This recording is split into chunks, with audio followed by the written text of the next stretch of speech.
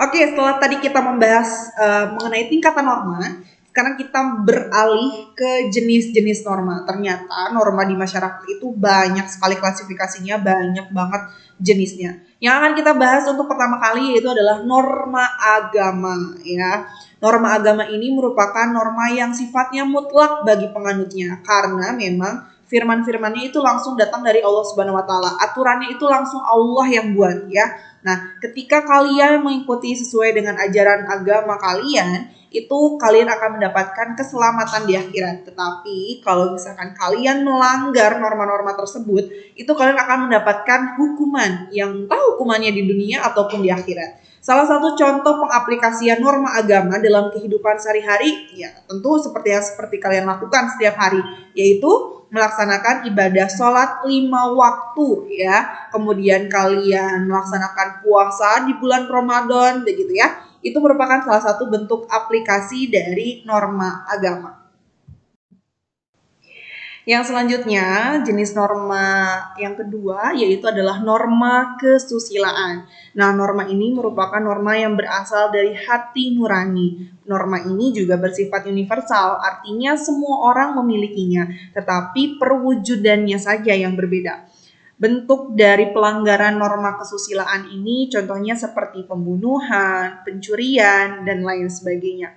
Dan contoh dari pengaplikasian norma kesusilaan seperti kalian berkata jujur ketika ditanya sesuatu hal, begitu ya. Kemudian juga kalian menghormati sesama, kemudian juga kalian menghormati yang lebih tua. Ya, itu merupakan norma kesusilaan.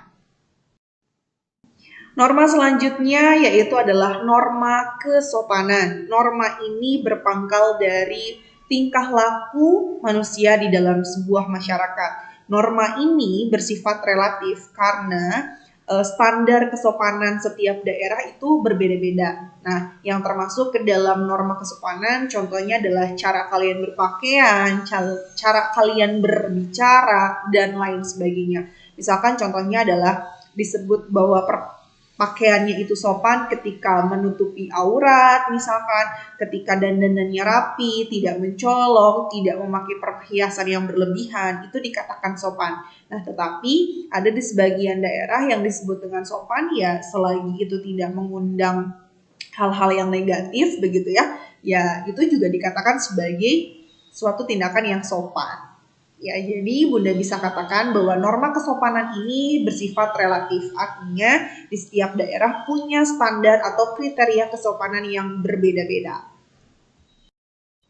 Kemudian jenis norma yang selanjutnya adalah norma kebiasaan atau habit. Nah, seperti yang kita bahas sebelumnya bahwa kebiasaan itu merupakan salah satu perbuatan yang dilakukan secara berulang-ulang. Nah, kalau dalam norma ini, di norma kebiasaan ini, bagi orang yang tidak melakukannya itu akan dianggap aneh, ya. Artinya dianggap tidak wajar, dianggap abnormal begitu ya ketika kalian tidak melakukan perbuatan ini. Salah satu contohnya adalah mungkin kalau dulu sering disebut dengan apa ya istilahnya acara 7 bulanan. Nah, bagi mereka yang tidak melaksanakan upacara 7 bulanan dianggapnya sebagai suatu hal yang aneh, sebagai suatu hal yang tidak umum. Atau misalkan contoh lainnya adalah seperti kalau mudik lebaran. Ketika ada orang yang tidak mudik itu selalu ditanya, "Kenapa? Kok nggak mudik?"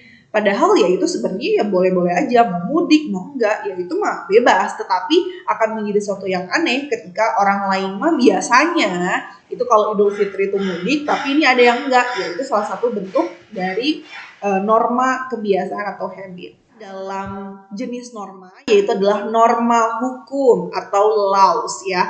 Norma ini merupakan himpunan dari perintah petunjuk yang diresmikan oleh lembaga yang berwenang. Sanksinya juga bersifat tegas karena ini menyangkut ketertiban sosial, ketertiban di masyarakat, dan ini yang biasanya membentuk norma ini adalah lembaga yang memiliki kedaulatan, yaitu negara kita sendiri begitu ya.